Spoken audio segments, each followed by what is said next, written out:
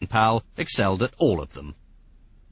He gained a reputation as a bit of a maverick, but became one of the army's youngest colonels. In 1899, the Boer War broke out.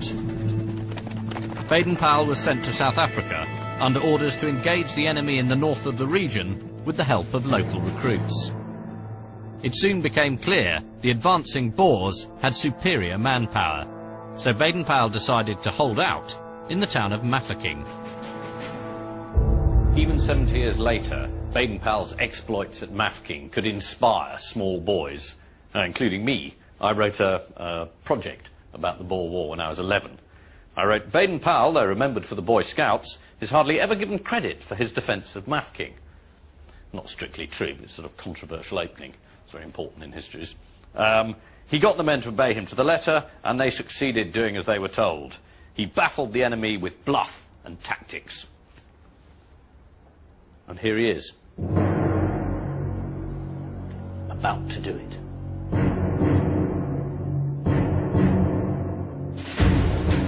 Right from the outset, Baden-Powell was heavily outnumbered. There were about 2,000 armed men in Mafeking.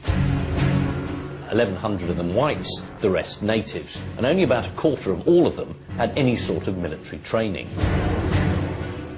These lot were facing 6,000 Boers. This was no ordinary engagement, and it tested Baden-Powell as a leader and a strategist. It also crystallised the ideas that would later form the core of Scouting for Boys. Baden-Powell was assisted in his defence of the town by an unlikely force, a group of boys. Gathered together before the siege started, they became a sort of unofficial cadet corps. They performed a vital role taking messages between the various defenders, often on bicycles and under fire. In later life, Baden-Powell would recount the stirring story of the cadets at Mafeking to inspire English boys. I said to one of these boys on one occasion, "You will get hit one of these days riding about like that when shells are flying." And he replied, "I pedal so quick, sir, they'd never catch me." Would any of you do that?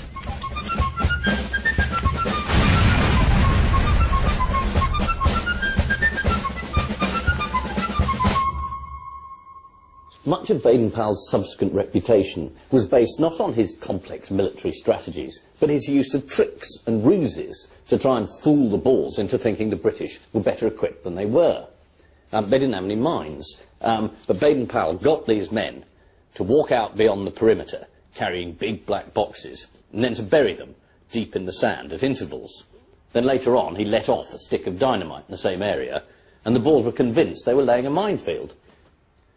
Another of his tricks was to stake out all these posts along the front, and then to have men moving between them as if they were laying barbed wire.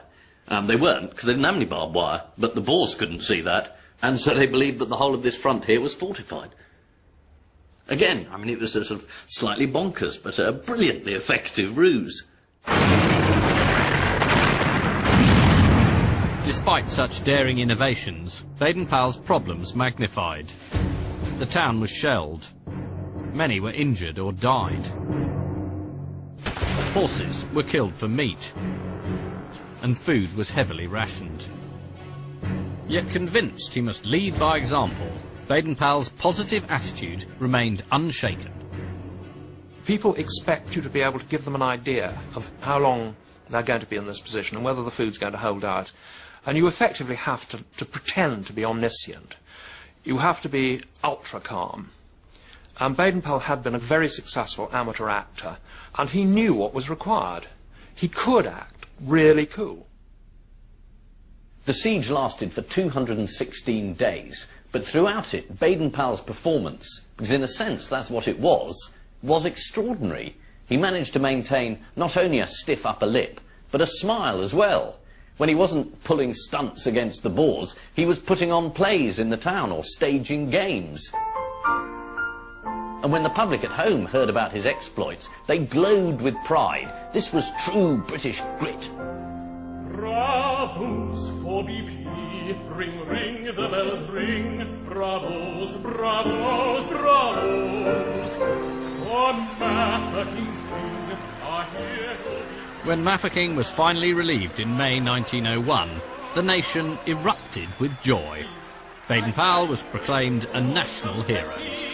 To die for our duty, our fortune may be, and we'll never give in, said BP.